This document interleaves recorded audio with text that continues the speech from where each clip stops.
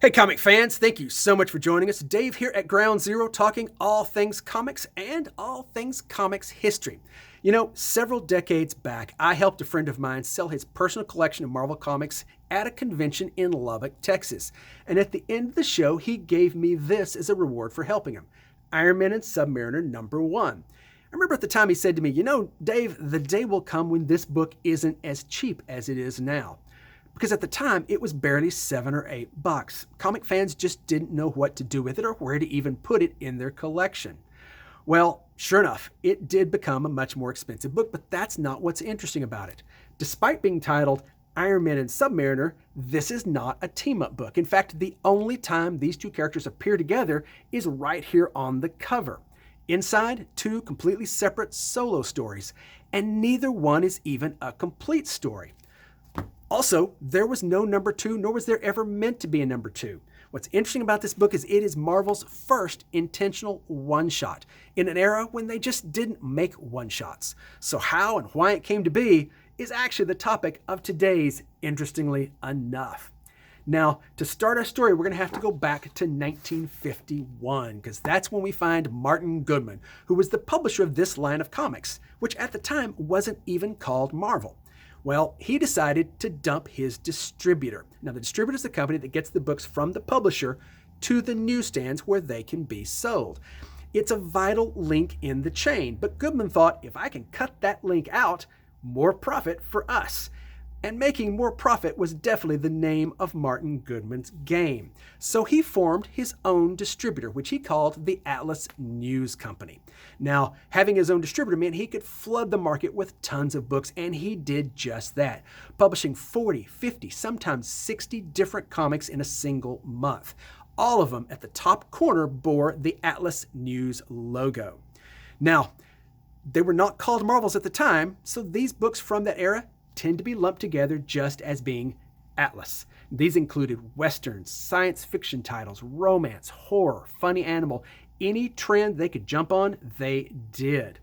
But one thing they didn't do was superheroes, because superheroes really had not recovered from their fall after the Golden Age. So that's why we get all of these books, predominantly westerns and monster books. Well, Atlas News served as their distributor for the next 4 years, and they published lots and lots of comics during that time. But by 1956, Atlas News was bleeding red ink. It was absolutely losing a ton of money, and so Martin Goodman knew he was going to have to shut it down. So he promptly went and signed a 5-year deal with the American News Company. Now, this was a venerable, respected old organization that had actually started in 1864. And it distributed many of the top magazines of the day, as well as the Dell comic book line. But the timing was terrible, because just a few years earlier, the government had initiated antitrust legislation against American News. And in 1957, just a few months after they started distributing Atlas books, American News closed its doors. It folded, leaving Martin Goodman without any way to get his many publications to the newsstands where they could be sold. So panicked and just a little bit desperate, he took the only deal he could find with the only company that would accept his books for distribution. That was Independent News. Now, Independent News would have been fine were it not for one fairly substantial snag. It was owned by the same company that owned DC Comics. Now, why would this company even take on Atlas books if they owned the rival competitor in DC? Well, a couple reasons. One is, with the litigation against American News, they didn't want to do anything that might appear to be anti-trade or restriction of free trade. They didn't want to appear to have anything resembling a monopoly. Plus, you know the old adage of keep your friends close and your enemies closer. Atlas, before it, Timely Comics, had at one point been a fairly major publisher of comic books, and a fairly successful one. DC did not want to allow them to become that again, even though at the time they were on fairly hard times. So DC was able to keep tabs on this company, and they imposed severe draconian restrictions. Namely, they could only distribute 8 books a month. 8 comic books a month from a publisher that had been publishing as many as 60 in a single month. Well, this was a severe restriction in their publishing schedule, and Martin Goodman knew they were going to have to contract their company drastically. So what did he do? He went on vacation. He went to Florida for vacation and left Stan Lee to fire everybody in the office, which Stan Lee reluctantly did. So after that, it was just Stan sitting at a desk, pulling file copies out of his drawer and publishing whatever monster book he could come up with. And they published lots of them. Tales to Astonish with Moomba, and Strange Tales with Argo the Unconquerable. If it had lots of consonants and double vowels somewhere, you can bet it was a rocky-hided monster, and usually drawn by Jack Kirby. He was one of the few artists of any renown that would actually work at this point from them, because he was on the outs with DC, and DC really wouldn't give him any work. Now, there was a ton. They put out a ton of these monsters, all with every possible spelling you can think of. The names were varied, but the monsters weren't. They were pretty much the same. They just colored them differently from month to month. But the kids bought them, and they managed to eke out a fairly meager situation with their publishing. Now, in 1958, they published 96 titles, and 96 only. This was the least number of books they had published since 1944. And what DC was doing definitely worked, because in 1960, DC's top-selling books sold 810,000 copies an issue, whereas the top book for Atlas, Tales to Astonish, sold 163,000. Well, obviously they had them kind of under lock and key. And you'll also notice, if you have books from that era, they no longer bear the Atlas logo, but on the top corner, usually the top right-hand corner, they have IND. It's like the mark of the beast. That was the company that owned DC that was now distributing their books. Well, that held for just a couple of years, because in 1961, as everybody largely knows the story, Stan Lee was ready to quit comics entirely. He was ready to get out, and his last-ditch effort was a desperate book by the name of the Fantastic Four. He and Jack Kirby created the Fantastic Four and started the Marvel Age in November of '61.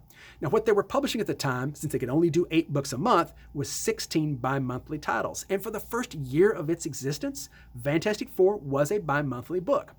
But after a year, they knew they had a hit on their hands, and they had to make it monthly.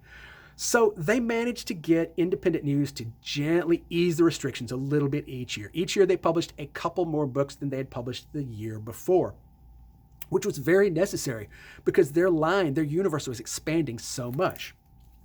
So what they did was they started taking their monster books and adding superheroes to it. So titles like Journey into Mystery would still have monsters in them, but it would also feature the Mighty Thor. Now, Stan Lee loved to refer to these as not superhero books. They were monster books. Hence, Thor fought all sorts of monsters and creatures. And of course, the Hulk himself was a monster of a sort. His books were science fiction. They were monster books. They were not, in his view, superhero books.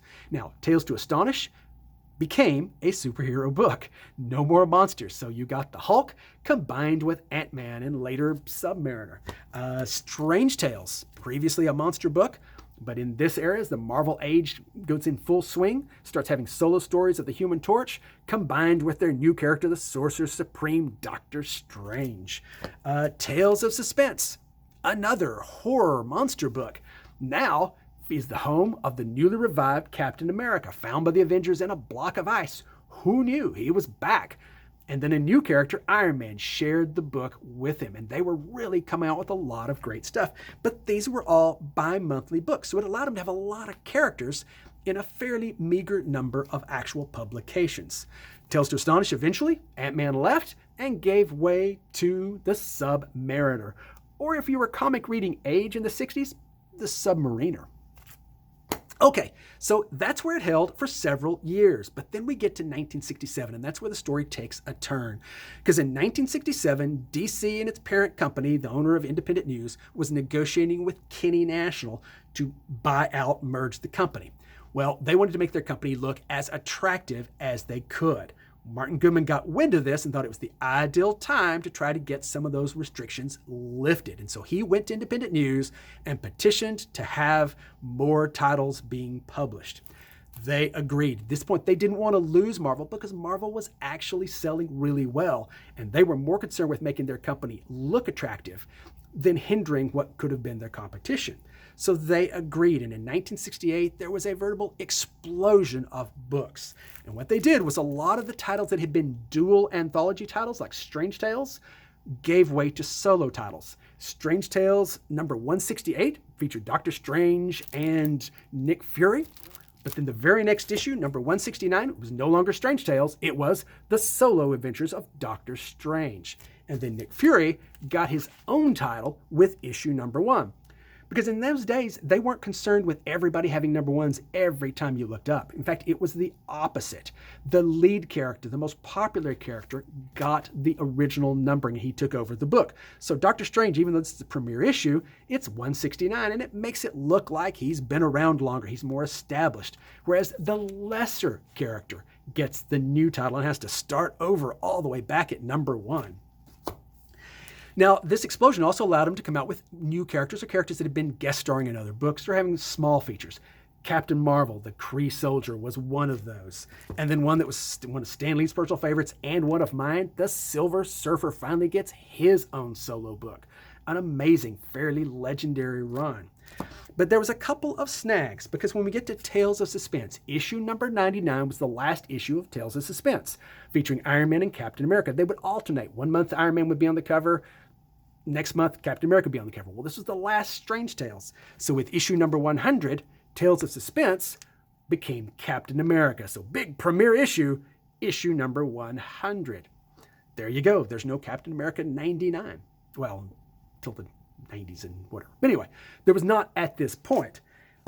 But therein was a problem, because Iron Man did get his own book, but not for 2 months. Likewise, Tales to Astonish, issue 101 was the last issue of Tales to Astonish, featuring the Hulk and the Submariner. So the Hulk took over with issue 102. So people who follow the Hulk try to put together a complete run. You have issues 1 through 6 published in the early 60s, and then in the late 60s, his solo title resumes with issue number 102. Yeah, it's kind of confusing, but that's the way comics worked back then. Now, Submariner, just like Iron Man, got his own book, but it was a couple of months later, because they still had a couple of 10-page features that were intended for the 100th issue of Tales of Suspense and the 102nd issue of Tales to Astonish, respectively. So what to do with them, because these were serialized stories? Well, the solution they came up with was slap them together in a single book and throw on the stands, because who cares? These are just comic books. That way they get their books out there and people can follow the story, as it makes the bridge to their regular ongoing titles that were about to start. And so that's exactly what they did. Now, both Submariner number 1 and Iron Man number 1 are very much regarded as key Marvel books. They're the first issue of those characters' titles. But guys, Iron Man and Submariner comes first. It's the number 1 of the number 1s. Probably today we'd call it a 0 issue. So if only they had thought to call it 0, it would have been the very first 0 issue ever published. Now, why this explosion of books? Well, certainly there was demand for them. Marvel Comics had become very popular. The college-age audience in particular was eating this stuff up, and they were hungry for more titles. But it wasn't all altruism on Martin Goodman's part. He had an ulterior motive, because just as DC and Independent News were being sold to Kinney, Martin Goodman was trying to sell his entire publishing lineup, and he had found a buyer in Perfect Film and Chemical. And in 1968, he completed that sale and managed to boost up the value of his comics line by having so many more titles that had just started being published. So he got what he wanted, which in this case was $15 million. A fair chunk of change back in 1968, although it kind of pales next to what Disney paid just a few years back, $4.25 billion. Okay, well, these books did survive and continue to thrive, and as we know, the characters became publishing legends. They brought back Strange Tales actually in the 70s, and they resumed the numbering where it would have been had Doctor Strange not taken over the title. So we get a very 70s feature in Brother Voodoo in issue 170 of Strange Tales, when Doctor Strange had actually taken issue number 170 of that original numbering. Comics. Don't think about it too much. Anyway, so now you know how that issue came to be. You can be the laugh of the parties by telling this anecdote. Because what was the first number 1 of Iron Man and Submariner? It wasn't Iron Man #1 or Submariner #1. It was Iron Man and Submariner #1. Kind of wacky when you're talking comics, but nobody cared at that point because they were only comic books. Now, if you love these characters, you're lucky. We live in a golden time where this material is all available. Now, back in my day, back in the old days when I helped this friend at a convention, if you wanted to read these adventures, you had to meticulously put together long runs of back issues, painstakingly spending several years trying to assemble a complete run so you could follow the story. Now, I'm still a big fan of collecting runs of comics. I think that is absolutely the best and purest way to connect with this hobby. But if you just want to read the stories, they are available in nice, big, thick trade paperbacks from Marvel. Usually 30, 35, 40 bucks a piece, but they're big, thick omnibus volumes that include a lot of stories from this classic age. And honestly, this was a very exciting, vibrant time for publishing. So all those Tales of Suspense Iron Mans, they're all right here. All the Captain America stories from those same issues and then getting into his solo title, all right here in very thick volumes. Lots of reading to do. Monsters Are More Your Thing, Incredible Hulk, right here. All put together, convenient to read. Same thing with the Journey into Mystery Thors. Excellent work. Most cases Kirby, sometimes Ditko, Jim Steranko in some of my favorites because this hardcover omnibus is all of the Nick Fury Agent of S.H.I.E.L.D. and that included Jim Steranko's absolutely legendary, innovative run. Great reading, should belong on every comic fan's shelf. So you've got those choices, and whichever way you go, early Marvels was really where it was happening. Don't be fooled just by the movies today. Now, guys, that's it. That's the story I've got for you today. I hope everybody, whatever you're doing it with gusto. If you're at home, sheltered in place, read comics. This is the time to do just that. Do those things you were planning on doing. And if you have to get out, please be safe because we love you and we want you back right here collecting with us when it's all over and done with and the world is back to at least something that resembles normal. Guys, take care of yourself. Wash your hands. Please be safe. We'll see you next time.